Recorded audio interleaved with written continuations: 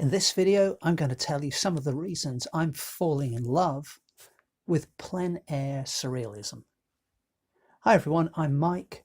I'm an artist based in the UK, and one of the things I love to do is create surreal paintings, and often these involve animals and people, but other times perhaps animals and fruit.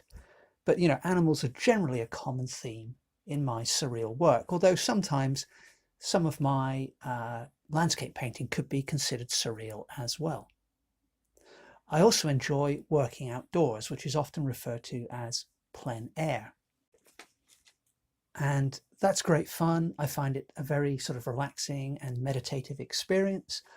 But one of the things I'm really getting into recently is plein air surrealism. So as the name implies, you're creating a surreal image, but you're working outdoors.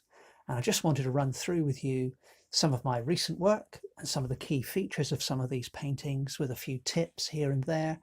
And then I'll summarize at the end why I think plein air surrealism is one of the best things and the most enjoyable things I'm doing at the moment. So this first painting was inspired by a trip to Budleigh Salterton Beach, which is a pebble beach. And there are often lots of bathers there and swimmers and paddleboarders and so on. And I just enjoy juxtaposing that traditional seaside scene with an animal or two or three. And so this first one depicts a Welsh mountain sheep. This is a badger-faced sheep. So this type of sheep is quite unusual in its appearance, even when depicted realistically. And I've got this one standing in the shallows of the sea as a small wave crashes in. And then we've got the shoreline here, which is often quite wobbly at Budleigh Salterton. Something about the way the water laps in, it ends up creating this sort of oscillating curve along the waterline.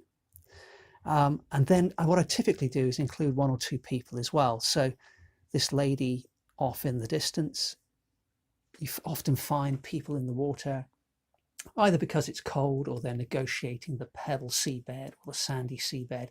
They're kind of trying to keep their balance a bit or just keep their arms out of the water. So just keeping that figure somewhat simple, but capturing the posture of the person, for me, it really helps set the scene.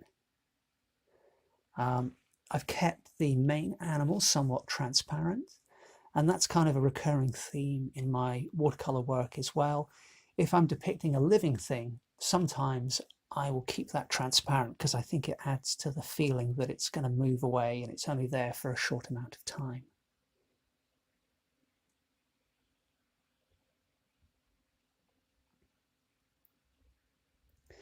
So here's another Budleigh Salterton inspired picture, created on the same day as the sheep painting that I just showed you. And having created that sheep painting, I looked at that wobbly shoreline again that we can see here at the bottom of the painting. And I think, well, I want to capture that in a more simplified, elegant way. So I actually mixed up a couple of different colors with watercolor and put both on the brush and then swept in that oscillating shoreline very quickly. And then tried to keep the brushwork much fresher for the depiction of the water and the wave and for the cattle. So I just mentioned that the Welsh badger-faced sheep is kind of really quirky looking, even in real life. Well, another animal that I've been painting fairly recently are these Rigget Galloway cattle. And these are often this orangey brown, but they're very distinctive because they've got a single white stripe along both their back and their belly. So they're quite quirky looking, much like the belted Galloway cattle that I love. These Rigget Galloways are also very quirky looking. And so here I've included them. No people this time, but I've just included them in the sea with a little bit of reflection and this small wave crashing in. And I personally really like the almost glass-like nature that I've managed to capture of the water here. And that's something that you sometimes see down at Budleigh Salterton. Often the sea is very calm there. It's quite a sheltered bay. But I don't always sit outside at the beach. Sometimes I'll just sit outside in the garden. And we've got various pot plants kicking around. And this one's little more than a sketch, created with Inktense watercolor rather than conventional watercolor.